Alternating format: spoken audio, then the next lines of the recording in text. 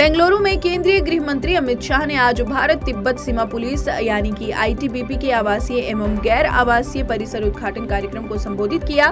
कार्यक्रम को संबोधित करते हुए गृह मंत्री ने कहा कि भारत की विकास यात्रा में कानून व्यवस्था का अच्छा होना अहम है। आईटीबीपी देश के सबसे दुर्गम क्षेत्र में काम करने वाला हमारा सुरक्षा बल है। हम कल्पना ही नहीं कर सकते हैं कि -42 डिग्री सेल्सियस तापमान में देश की सीमाओं की सुरक्षा करना कितना दृढ़ मनोबल होता है। जब हमारे आईटीबीपी के जवान सीमा पर तैनात होते हैं तो किसी की भी हिम्मत नहीं है कि भारत की 1 इंच का भी अतिक्रमण कर पाए। भारत और साइप्रस अपने राजनयिक संबंधों की 60वीं वर्षगांठ मना रहे हैं। इसी कड़ी में साइप्रस की अपनी पहली आधिकारिक यात्रा पर गए विदेश मंत्री एस जयशंकर ने पाकिस्तान को एक बार फिर खरी खोटी सुनाई है। विदेश मंत्री एस जयशंकर ने साइप्रस में प्रवासी भारतीय समुदाय से बातचीत के दौरान पाकिस्तान का नाम लिए बिना कहा कि आतंकवाद कभी भी भारत को बातचीत की मेज पर लाने में सक्षम नहीं हो सकता। हम अपने पड़ोसी मुल्कों के साथ साथ सभी देशों के साथ एक अच्छा रिश्ता चाहते हैं, लेकिन हम आतंकवाद का समर्थन करने वाले देशों के साथ कभी खड़े नहीं होंगे। भारत और रूस के घनिष्ठ संबंधों से समूचा विश्व परिचित है। इस कड़ी में रूस के राष्ट्रपति व्लादिमीर पुतिन ने कैलेंडर वर्ष की शुरुआत पर प्रधानमंत्री नरेंद्र मोदी को शुभकामनाएं दी हैं। भारत में रूस के दूतावास के माध्यम से राष्ट्रपति द्रौपदी मुर्मू और पीएम मोदी को भेजे गए संदेशों में पुतिन ने भारत और रूस के संबंधों को और बेहतर बनाने की बात कही है। पुतिन ने अपने संदेश में कहा है कि साल 2022 में रूस और भारत ने राजनयिक संबंधों की 75वीं वर्षगांठ और दोस्ती और आपसी सम्मान की सकारात्मक परंपराओं पर भरोसा किया और ये आगे भी जारी रहेगा। मुझे विश्वास है कि एशिया और दुनिया में स्थिरता और सुरक्षा को मजबूत करने के हित में भारत की हाल ही में शुरू हुई SCO और G20 अध्यक्षता हम सभी को लाभ पहुंचाएगी।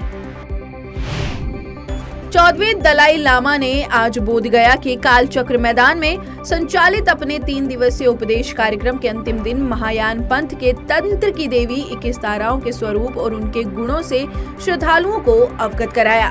साथ ही उन्होंने चीन की सरकार द्वारा बौद्ध धर्म को नुकसान पहुंचाने के लिए रचे जा रहे षड्यंत्र की सच्चाई से पर्दा उठाया।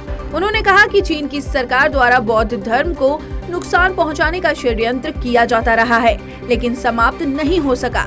आज भी वहां बौद्ध धर्म के प्रति लोगों की आस्था है।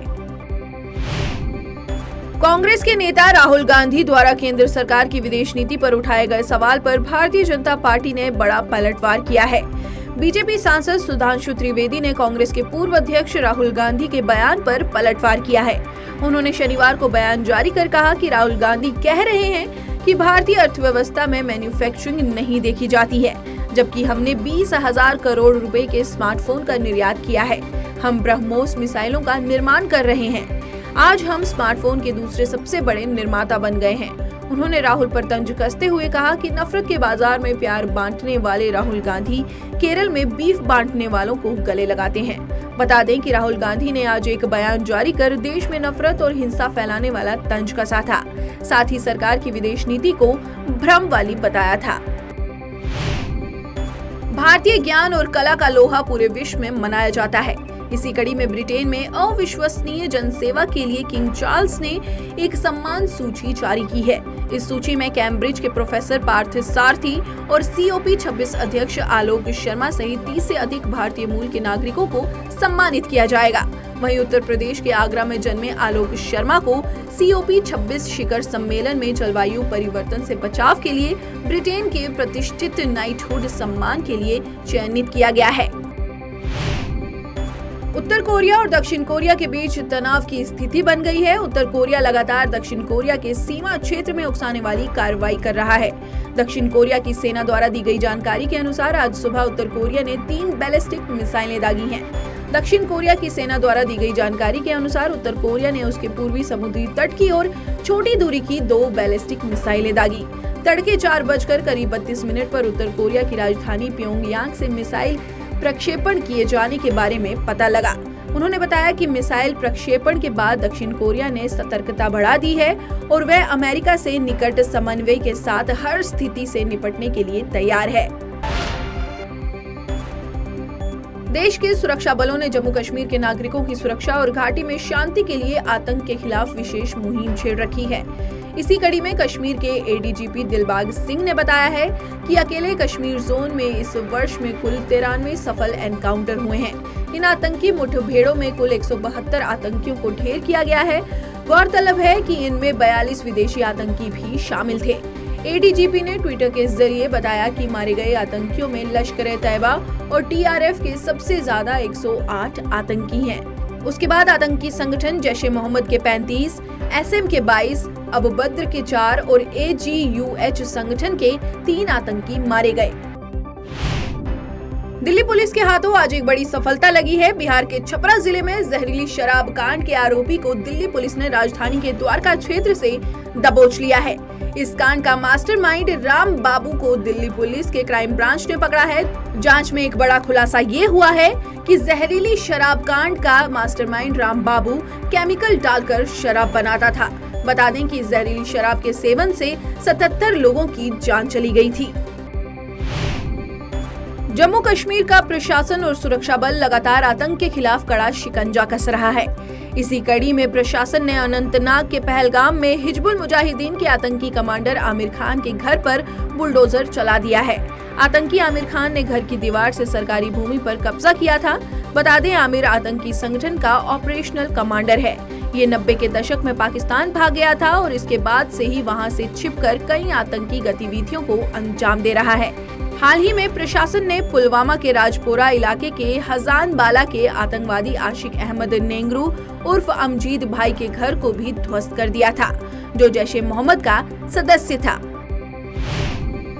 उत्तर प्रदेश में शीतलहर और बढ़ते कोहरे के बीच सड़कों पर तेज रफ्तार लोगों की जान ले रही है। राज्य में तेज कोहरे के कारण अब तक 5 लोगों की मौत हो चुकी है।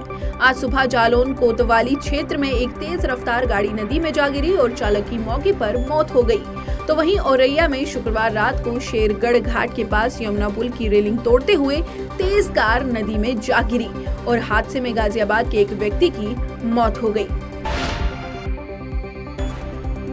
अर्थव्यवस्था के आधारभूत क्षेत्र माने जाने वाले कोर सेक्टर में पिछले वर्ष के मुकाबले 5.4% की बढ़ोतरी दर्ज की गई है। ताज़ा जारी किए गए आधिकारिक आंकड़ों के अनुसार पिछले वर्ष के नवंबर महीने के मुकाबले सीमेंट उद्योग ने 28% की दर से बढ़ोतरी की है।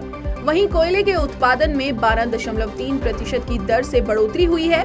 बता दें कि कोर सेक्टर में 8 उद्योग कोयला, कच्चा तेल, प्राकृतिक गैस, रिफाइनरी उत्पाद, उर्वरक, स्टील, सीमेंट और बिजली उत्पादन शामिल है।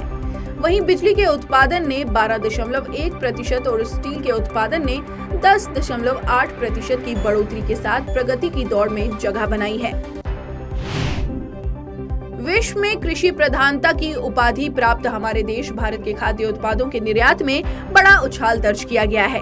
वाणिज्य मंत्रालय द्वारा जारी किए गए ताजा आंकड़ों के अनुसार देश के गेहूं निर्यात में 29.29% की बढ़ोतरी दर्ज की गई। देश का गेहूं उत्पादन इस वित्त वर्ष में नवंबर महीने की अवधि तक $1.50 अरब पहुंच गया है, जो पिछले वर्ष समान अवधि में केवल $1.17 अरब था। वहीं बासमती चावल का निर्यात भी इस वित्त वर्ष में अप्रैल से नवंबर महीने तक 2022 के दौरान 39.26% बढ़कर $2.87 अरब का हो गया है, जबकि इसी अवधि में गैर बासमती चावल का निर्यात 5% बढ़कर $4.2 अरब का रहा। दलहन का निर्यात भी 90% की बढ़ोतरी के साथ $39.2 अरब पर पहुंच गया।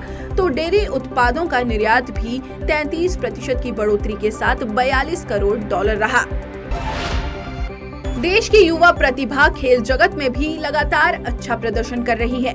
इसी कड़ी में भुवनेश्वर में खेली जा रही राष्ट्रीय सब जूनियर बैडमिंटन चैंपियनशिप में केरल के 2 खिलाड़ियों ने युगल खिताब जीता है। अंडर 15 युगल खिताब जीतने वाले इन खिलाड़ियों का नाम है ब्योर्न जैसन और आतिश श्रीनिवास। केरल की इस टीम ने तेलंगाना के सूर्याक्ष रावत और ज्ञान दत्तू को 21-18, 15-21 और 21-18 से हराया है। टेलीविजन की चर्चित अभिनेत्री तुनिशा शर्मा की आत्महत्या मामले में आज महाराष्ट्र की वसई अदालत ने एक बड़ा फैसला सुनाया है। अदालत ने अभिनेत्री की मौत के मामले में आरोपी शीजान खान को 14 दिन की न्यायिक हिरासत में भेज दिया है। आज पुलिस हिरासत खत्म होने के बाद वालीव पुलिस ने 28 वर्षीय आरोपी शीजान खान को अदालत में पेश किया था, जहां सुनवाई करते हुए निर्देश दिया। बता दें कि अभिनेत्री तुनिशा शर्मा 24 दिसंबर को टीवी शो के सेट पर मृत पाई गई थी। एक दिन बाद उसके पूर्व प्रेमी और शो के सह कलाकार शीजान खान को 25 दिसंबर को आत्महत्या के लिए उकसाने के आरोप में गिरफ्तार किया गया था।